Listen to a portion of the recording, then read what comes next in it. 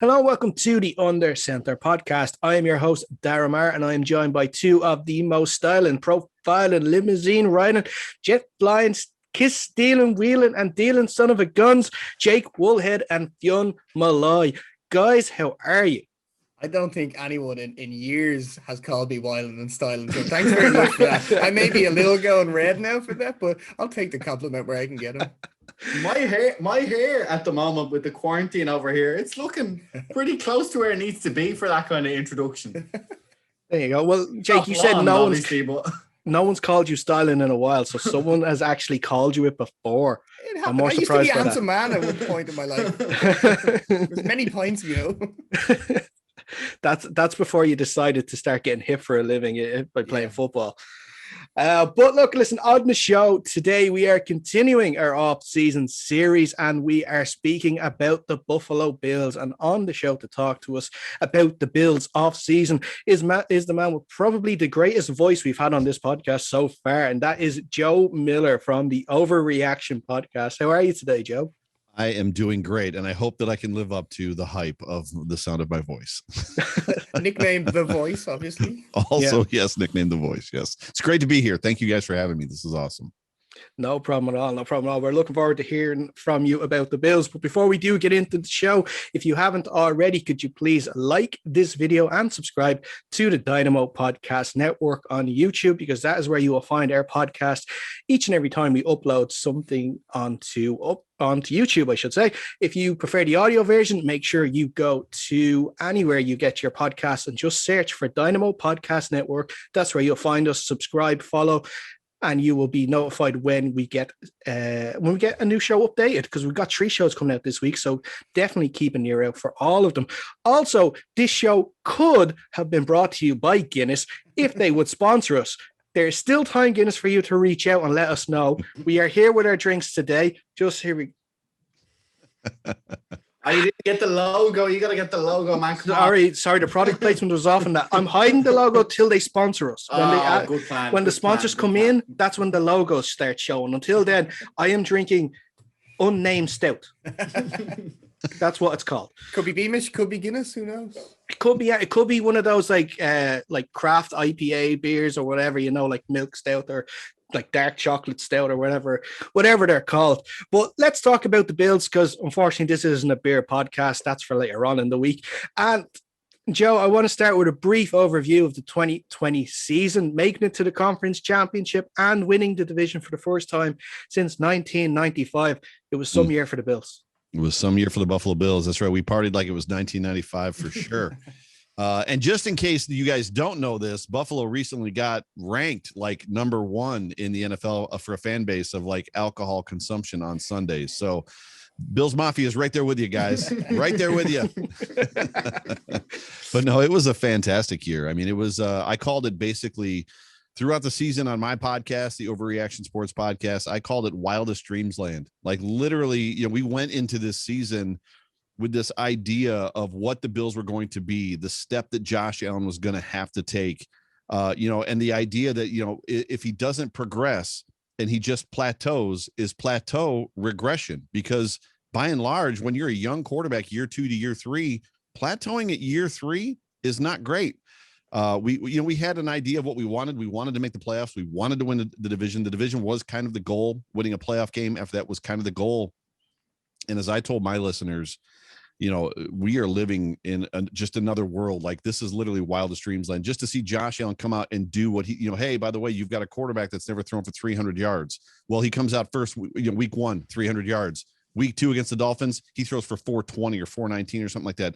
And it was just like, up until the time that he got hurt against the Raiders, it was just like there was nobody that could stop him. And then once he got kind of healed from that left shoulder injury, that's when you get into Robert Saleh and the befuddled look on his face, the Vic Fangio from Denver, the befuddled look on his face, Pittsburgh, the befuddled look on their faces. Like, it got to the point where, like, even Belichick, they were just like, we don't have an answer for this kid. Like, what do we do? Like, Belichick was putting 6 defensive backs in the field against Josh Allen. Like, think about that for 6 or 7 defensive backs. Like, That just basically means don't throw the ball. Please don't throw the football. And he did. And he threw it a lot, and he threw it well. Like, it was an incredible year. But where is there a specific place you want to go in regards to the season? No, it's just a brief overview at the season as a whole, because it was like that. You guys made it to the playoffs the year before. Unfortunately, you lost that close game against the Texans. And it's just that the year-on-year progression we've seen with the relationship between the head coach and the offensive coordinator and now the quarterback too. It just keeps going up and up, and it doesn't look like it's going to stop anytime soon. Right. No, it's this is going to be an interesting year. It's because there's this overwhelming feeling inside of Bills Mafia, and I think even around the NFL. Josh Allen comes out in the draft, and I didn't want him. I wanted Josh Rosen, and I'll admit right now that I was wrong. Josh Rosen, we have been in quarterback purgatory so long that there was no world where I wanted like this project kid, that it was going to be like, well, he's going to be really good in 3 years. It's like, I don't want 3 years. Like, we made the playoffs year one with McDermott and Tyrod Taylor. Like, let's keep this kind of mojo rolling. Give me somebody that's a little bit finished. I can't get Darnold. I can't get Baker. Bring me somebody that's kind of ready to play. And the reality is there was two camps. Either people loved Josh Allen and his upside, or he was just trashed in the NFL and by everybody. And that camp, the latter camp, was by far and away much larger than those of us that ended up in the Josh Allen. Hey, this kid might be good. He's hurdling guys, and he's doing things that like other quarterbacks don't do. Or if they do it, their last name is Mahomes, right? So like, let's see what happens. And he led the league 2 years in a row in drop pass percentage. So, and then it turned into like stat manipulation. Like, well, if his guys aren't, if Zay Jones isn't dropping 50% of the passes that Josh Allen's throwing him, what's his completion percentage really like? And then, year two for him, the same thing happened. He led the league with drop passes. And then sure enough, they bring in Stephon Diggs. Obviously Cole was here. John Brown is here. This, Gabriel Davis is like, it looks like a lights out, like draft pick. We've got Isaiah Hodgins, who didn't even play in 2020. All that to say this, when you look at Josh Allen, by far and away, the feeling is he's not done yet. Like, he's got growth. And that's going to be the question. What does that growth amount to? Because does he look like Pat Mahomes? No. Does he look like Aaron Rodgers? Sometimes. Does he look done? Like, nope, that like he's found his ceiling. No, he doesn't look like that either. So the question is like, who's this kid going to be when he grows up? Right. And I'm excited. I think it's good for the NFL. I think that the young crop of quarterbacks that's coming up, I think it's really good for the NFL. You guys are all in the NFC. There's not a whole lot of them on your side of the field or on your side of the conferences. They're mostly in the AFC, which is scary for me when you think about it. But it's the overwhelming feeling is just that, yeah, we've got something really magical happening. And it's, the question is going to become about continuity. You mentioned it, Dara, just about, Dable and the offensive coordinator and the relationship with Josh and how long we're going to get to keep Dable around. Dable is a Buffalo kid. He's had a lot of success in New England. He's obviously been to Alabama, and now he's found success with us. And, it's just a matter of time, in our opinion, that he's going to get plucked. We thought for sure it was going to be this year. And that'll be the first big true test probably for Josh, as far as like, after the 2021 season that we're about to see if Dable does get, a head coaching opportunity, which he should. What is Josh going to look like at that point in time when he has to, maybe learn a new scheme or do something different, or how they're going to address or approach that, and, stuff like that. So, yeah. What I love about him is like, he's a big dude as well. Like, he's enormous. Have been quarterback purgatory. Most other franchises, if they get a guy who takes the leap that Allen did over one season, they're like, oh Jesus, wrap him in cotton, run the ball 80% of the time, just bring him out. You guys are like, yeah, run over another guy. And I love to see that. That's like typical Bills. When I have in my mind a Bills fan, they're like, yeah, we're gonna run him over with you. Like, let's go. Well, that's our history. That's how Jim Kelly was. Jim Kelly was the same way. Then? Yeah, jump through a table.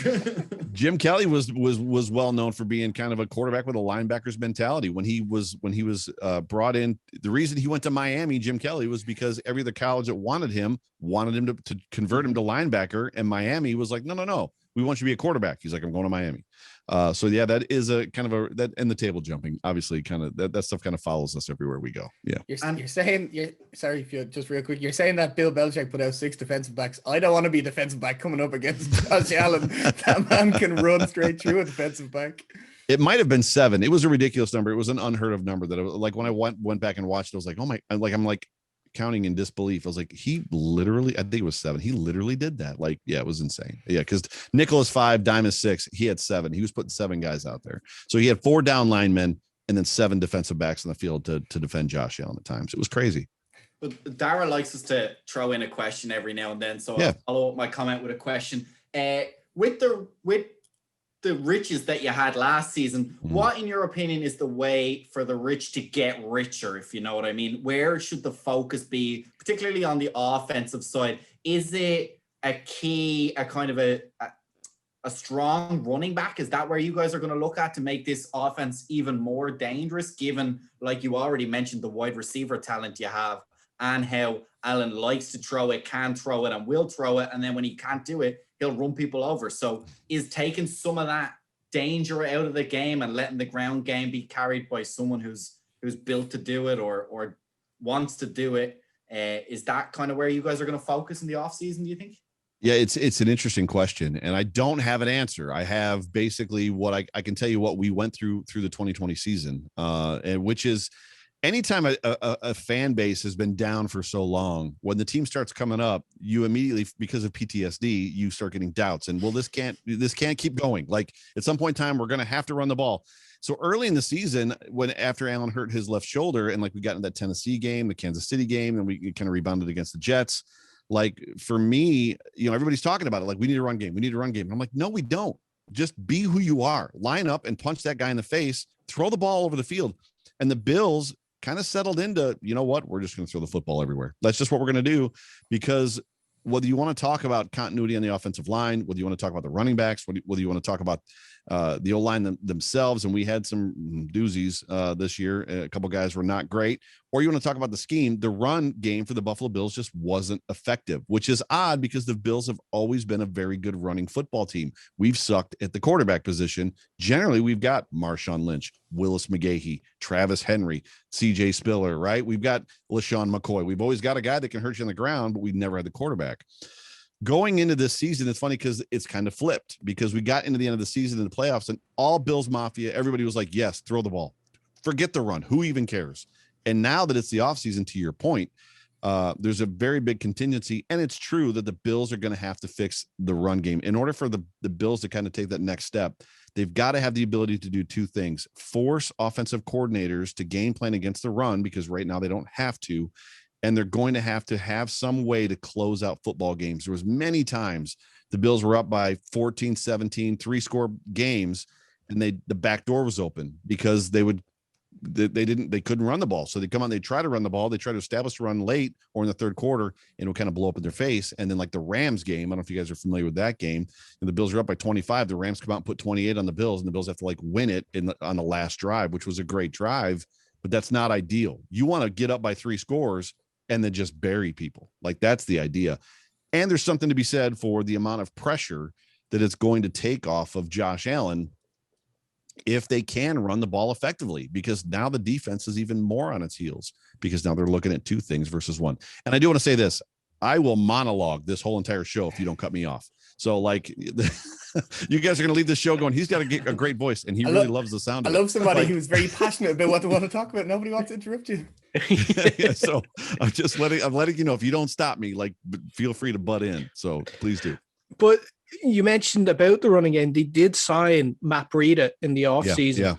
And is that a guy, because like Fionn was saying about, and just looking back at last season, the run game was struggling. Like Devin Singletary and Zach Moss just weren't really helping the team at all push the ball forward. I think at times Allen was actually the leading rusher. But Matt Breida is more of like, he is sort of maybe an outside back. His speed will get away from people. I don't know if he's one of those in the trenches style, bulldozing running backs. But what did you make of that signing? So there's an interesting narrative around the Matt Breida signing, because before we signed Matt Breida, there was an infighting amongst the fan base, and Bills Mafia has, not only do we have a very passionate and voracious fan base, but we've got incredible alternative content creators. So guys that are not a part of NFL Network or a part of the radio station in town. There's a lot of guys like me that are passionate about the Bills, fans first, and we kind of know our stuff.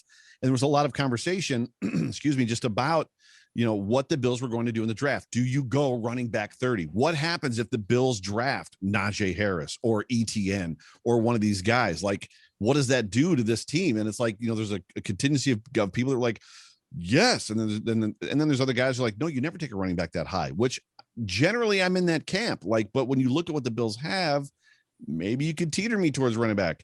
And then all of a sudden the Breida signing happens and everybody's like, oh, fixed it. And I was like, wait a minute. I was like, wait a minute. If it was just that simple, why wasn't everybody chomping at the bit like a week ago saying, just go get Matt Breida and the problem is solved? And it was weird for me because as soon as the Bills signed Matt Breida, everybody was like, oh, it was like the weight had been lifted. And I'm like, I'm not so sure. He did, he could not outplay Gaskins in Miami, which concerns me a little bit. Now, is he going to be able to outplay, Zach Moss and Devin Singletary? Possibly. I believe that Moss and Singletary are probably two RB2s. They're very similar players, a little bit different running style in the whole. But by and large, they're complementary backs, in my opinion. They're not number one guys. Breida isn't really a number one guy either. So We'll see. I'm excited because he brings something to the Bills that the Bills did not have last year, which is speed. The Bills could not get around the edge. They could not run sweep plays. They ran quarterback sweeps because Josh might be faster than them. Like, it was kind of weird. So we'll see. I'm excited about Breida just to see what he can do. I think the Bills are still going to address running back, whether it's in the draft someplace, and we'll find out who comes out in the end, right? I kind of like Singletary. I thought he did. I like. Okay, he wasn't a lead back for sure, but I kind of like his style. I kind of 19 in 2019, Singletary was very good. The Bills were playing pin and pull on the offensive line, and Singletary found holes. Is very good at making the first man miss. He has made some mistakes, which I think puts him in a situation where the coaching staff hasn't trusted him at times, not fumbling mistakes, but just like, I think he isn't always where he's supposed to be or making the right reads necessarily. 2020, the Bills went to a wide zone scheme and neither him nor Moss could get beyond the offensive line. And that isn't all on them. Like, there's a great deal about it. That offensive line is not really made to do a wide zone from a run scheme. So I think they're going to go back to a pin and pull this year. With the guys that they have, I think they're pretty solid. When you think about who's across the front, Deion Dawkins, why am I losing my mind? Cody Ford is coming back for the left guard. Obviously, Mitch Morse in the center, and then the right guard. Can't think of his name anyway, but yeah, and left guard Darrell Williams. But for me, I think there's going to be some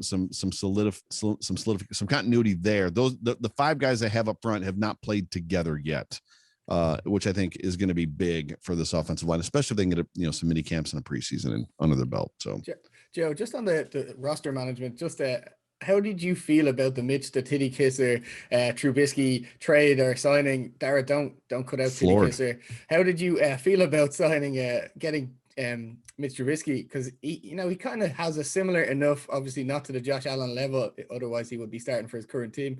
Do you feel okay as a backup having Mitch Trubisky? Dude, John Feliciano is the right guard, by the way. I remembered it. I would tell you this. I was floored. I remember where I was and who I was talking to. Like, I was tweeting with somebody when that news dropped. And like, to me, all that does is speak about where this franchise has come from. When you're talking about like Buffalo, the place nobody wants to go. Like, and the funny part about Buffalo is it's not as bad as I'm in Buffalo. I live here. Like, and I've lived in Columbus, Ohio. I've lived in Florida. I've lived in Missouri. I've lived in a lot of places. It's not that much colder in Buffalo. It's actually not colder here than it is in Detroit, in Minnesota, in Boston, in Chicago, and places like that. We get a little more snow, but Buffalo got coined as Siberia. Nobody wants to go there. Like, nobody, that's where people go to die. Like, at the end of your career, you go there to get your last paycheck and die. And now you've got a quarterback who had a difficult time. His offensive coach and who he had it with the Bears didn't exactly do him any favors. And what does he do? He takes a backup role in Buffalo for $2.5 million, right? Basically to kind of reset his career and kind of get his head right. So two things for me. Number one, whoever is in his ear, whoever's mentoring him, whoever's giving him life advice is doing a very good job with him, because that's a pride issue. Like, I'm going to take a backup role behind Josh Allen. I'm never going to beat that guy out, but I need to go someplace and kind of reset my life. And the fact that somebody's in his ear versus him trying to push, become a starter someplace, because he probably could get a job as a starter someplace. And then the other part of that to me is, like I said, where this franchise has come from. The franchise where players go to die in Siberia versus now the place where players want to be. Like, if I got to reset my career, Emmanuel Sanders coming to Buffalo, like guys want to play here, and guys, because they know that the coaching staff is right. The front office is right. The best players are going to play. Like, everybody's going to play their heart out. And oh, by the way, you've got number 17 behind center, who is arguably a top 3 quarterback in the NFL. There's one, maybe 2 guys better than him. Joe, you had a chance to say the podcast name under center and you missed it. You went with behind center. We're devastated. I apologize. But it's interesting you mentioned Emmanuel Sanders, because he's been signed and you've lost John Brown. This past offseason. It's a bit of a different type of player that you've sort of, because John Brown, obviously he has the speed to get away from players. Obviously Emmanuel Sanders is 34. He's probably not going to be running away from players, but he still has, he's still fantastic at running routes. So he is going to offer something different. And of course, when you have someone like Stephon Diggs on the other side as well, he will run away from people all day long too. So Are we going to see maybe a change in the scheme a little bit next season? I don't think so. Because for me, the Bills went from having potentially the deepest wide receiver core in the NFL, maybe behind the Bucs, to having legitimately the best 4 route runners on the field. When you look at Diggs, Cole Beasley, Emmanuel Sanders, and then Gabriel Davis. There's a word that Bruce Nolan uses from the Bruce Exclusive podcast called verticality, and he agrees with me. And the word he uses is verticality. The Bills, despite having John Brown on this team, John Brown didn't run go routes. He ran. That was the surprising part about John Brown coming to Buffalo, is he'd been a number 3 wide receiver most of his career, came to Buffalo and was like, I can run the whole route tree, and the Bills let him. And then he got here with Diggs, and now you've got 2 guys out there that can run the whole route tree, and Beasley, who you can't cover regardless. I think he's led the league every year for like yards of separation when he's being covered. So Emmanuel Sanders comes in as a more crafted wide receiver from a route running standpoint.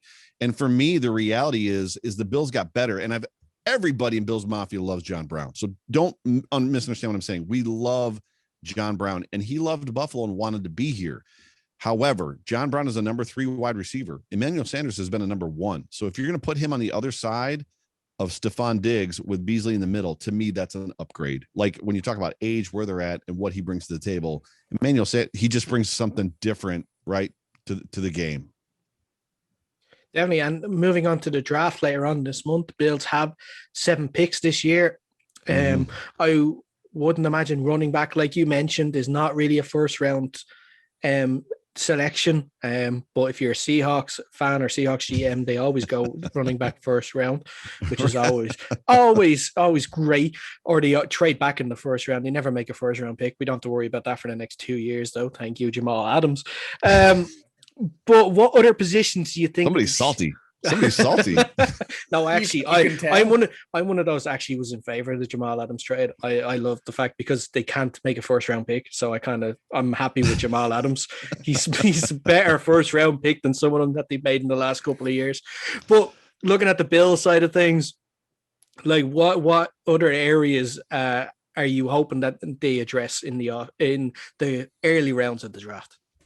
So clearly, one of my biggest concerns going into even the 2020 season was QB2. If Josh Allen does get hurt, he plays a risky style of football. They're going to throw the football a lot, so he's out there and he has a potential. Can Matt Barkley win you 3 of 6 football games? I'm just not sure. So they address that. I think Mitch Trubisky has proven in the NFL he can win football games, maybe not over a 16-game period, but if he's got to win 2 of 4, 3 of 6, that's what you want out of a backup. So they've done that. The other ones are highly contestable as far as, because you can tell me what you think of Jacob Hollister, right? And obviously he played with Josh Allen in Wyoming. Is he all the Bills need? Him and Dawson Knox? They're 2 very similar players, in my opinion. So do the Bills have a need at tight end? They definitely have a need at cornerback too. They need a CB2 opposite Tre'Davious White. Saron Neal just got signed away from Buffalo, so they're probably going to be looking for a big nickel. Even though Taron Johnson is still here, and Taron Johnson came on late in the season. For me, though, if you asked me what the greatest needs were, they're going to need help at guard. They're going to need help. Obviously, CB2 is the biggest need, in my opinion. And then it comes down to tight end and then obviously running back. However, and this is where it gets weird, and where not weird, but where it gets like debatable. The Bills paid more money last year for their defensive line, for the front four that they had, and they rotate guys at about 45%, 50% of the snaps, 50 something $million for these guys, and they were widely ineffective. We're getting Star Latulele back. Mario Addison is gone. However, two of those guys that they kind of brought in took a lower roster like percentage, and they've come back, or lower salary cap or lower salary, and came back. The Buffalo Bills, in order to make Tremaine Edmonds and Tre'Davious White effective the way that in that safety group we have in Hyde and Poyer, they've got to have a havoc wreaker. They've got to have an edge rusher or somebody that's going to be in the backfield, somebody that the offensive coordinator is going to be trying to scheme against. We got to stop that guy or our day is in trouble. Now, having said that, there is conversation that can be had that with Star coming back, that's going to move Ed Oliver to his natural position, which could put Ed in that what he was pre-draft defined as kind of an Aaron Donald role, kind of a penetrating defensive tackle. If he can be that guy with Jerry Hughes, we'll see. But I don't know. So the question is are they going to go after an edge rusher? We're pegged on a lot of boards at edge rusher or cornerback 2 in the first round of that 30 spot. We'll see. They may surprise us. Who knows? I mean, McDermott is a defensive coach, so the defense matters. Yeah, from a few of the drafts or the mock drafts that I've seen so far, one name that seems to be popping up a few times is Joe Tyron, who from the University of Washington. So if they were to go with him, would that be a selection that you'd be happy about? I'll be honest with you. The draft to me is fun TV. It's fun to watch these guys. I don't get wholly invested in it. And I don't get wholly invested in it because it seems like when I get my heart set on a guy, we don't get him. And then when we do get the guy that I wanted, it's a crapshoot. And it literally, whatever round they're drafted in, there's a good chance. If you draft him 5th overall or 50th overall, you can't tell who's going to work out. And the Bills have a great example. The year that Kyle Williams, I'm sure you know that name, was drafted, he was drafted in the 5th round. John McCargo was drafted in the 1st round, both defensive tackles. The Bills moved up to get him. Well, John McCargo in 3 years was out of the NFL. Kyle Williams was a Pro Bowler and is going to be on the Wall of Fame for the Buffalo Bills. Like, there's just no telling where Alvin Kamara, 4th round. It's like, you just don't know. So I kind of live in the surprise me, right? And it's much better to live in that surprise me world now when you know the Bills and Brandon Beane are going to go primarily best player available. You know, they've got their board set up. All their scouts have done their homework. How does it match up? Where does it fit? We're just going to take the best guy we can. Like, who's left on the board that's the best guy? If it's a running back, we'll see. If it's a cornerback, we'll see. If it's a linebacker, we'll see. The best part about where we are right now is the Bills, outside of quarterback, can fit somebody in anywhere. There's rumors the Bills are going to take a wide receiver. Diggs isn't a young pup. Cole Beasley isn't a young pup. Emmanuel Sanders isn't a young pup. We don't know what we have in Isaiah Hodgins. So it's going to be a fun night. It's going to be a fun draft, but a fun night, round 1 and round 2 Friday night for the Bills. So and Bills fans. And looking then ahead to the actual season itself, there is a chance that the AFC East could be one of the more competitive divisions in the AFC next year. But if you look at the Patriots, obviously they've made all the free agent signing, making all the news this offseason, but still question marks about the QB. Dolphins, a lot of them. Dolphins, another year progression with the coaching staff and those all those players that they drafted as well. Again, a question over the QB. Yep. And then the Jets are doing Jets things, but they have a new coach, and we assume there's going to be questions over Zach Wilson if that's the person that they end up drafting. So like that, the Bills are the only one that don't have a question on their QB. So which team would you think would be competing with them for the title next year? Or did you think they'll have just a straight run at it? Oh, man, I want to believe in my heart of hearts that they're going to have a straight run at it. That's the best way to put it. Belichick is building an offense that defenses are not going to want to play. He's rebuilding the Gronkowski, Aaron Hernandez offense that he had with the 2 big tight ends. You don't know where the ball's going. The question is can Cam deliver the football? I don't think so. Like, Cam is broken. There's something wrong there. The Dolphins, they've got 2 first-round draft picks coming in. Obviously, there's some continuity there. the big question mark is Tua. And I didn't see enough from Tua in year one to be like, the Jets, you said it, the Jets are doing Jets things. As much as I have always loved Robert Saleh and respected him as a coach, as a defensive coordinator, and just his energy and the way he like loves his players and his players love him. It was basically his scouting report on Josh Allen that made me just like, what? Before the Bills played Josh Allen, or before the San Francisco 49ers last year played Josh Allen, they were interviewing Robert Saleh and about trying to stop Josh Allen. And he basically said he's kind of a Cam Newton clone, and the Bills run a lot of Wildcat. And it was just like, what football team are you watching? Like, the Bills don't run Wildcat at all, like ever. Like, Josh Allen is a prolific pass first quarterback in the NFL.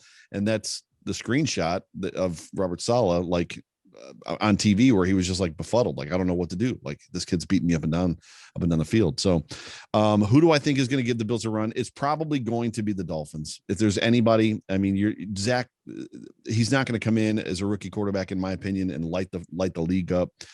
You know, the AFC East has the potential to be one of the best divisions in football. Prior to 2020, I would have said, and did say, as everybody else would have, that the NFC West was probably the best division in football. And let's be honest, the AFC East handled the NFC West pretty well, top to bottom. Like the Bill, like all the teams in the AFC East did a pretty good job. So you kind of have to wonder, is the AFC East the best division of football? Are they close? So that's a good point. We'll see. I mean, at the end of the day, we're going to find out. So apart from the Hail Murray. Oh, that was the only downside. The Hail Murray was the only downside, I think, of the Bills against all the NFC West. What a joke.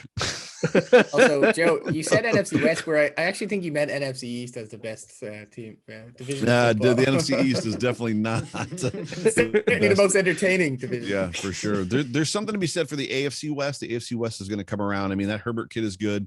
Mahomes is good. You got to like, but I mean, I like Derek Carr.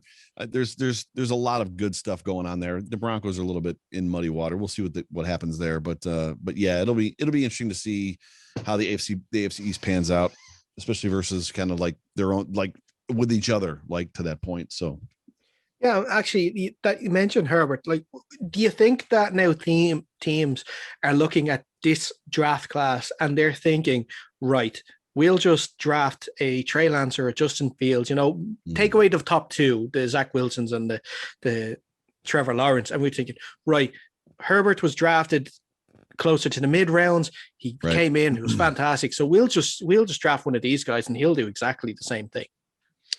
I think all of them think that. I mean, it's the biggest whammy in the NFL draft is quarterback, right? I mean, you're talking about, if you're going to rank the 2018 quarterbacks, how do you rank them, right? I mean, there's names in there that we don't even hear from anymore, in Mason Rudolph and some of these guys. Like, meanwhile, Darnold's already been traded, which is good for him. I'm excited to see what he does in Carolina. It's hard not to like that kid, other than the fact that he was a Jet. Like, I can't like him because he's on the Jets, but he's a good kid.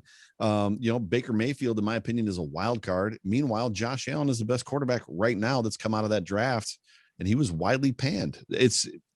I don't know what head coaches think or what front offices think.